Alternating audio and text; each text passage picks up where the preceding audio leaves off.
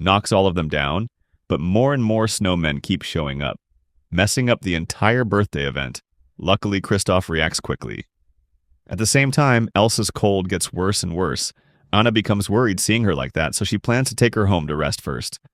But the moment she opens the door, a huge crowd of mini snowmen is waiting to grab cake. They immediately lift the birthday girl and sing happy birthday to her. Kristoff quickly brings out the birthday cake, and the snowmen rush to carry it away. They finally get what they wanted. At that moment, Elsa blows the birthday horn but can't hold back another sneeze, and ends up creating a massive snowball, which just happens to hit Prince Hans miles away.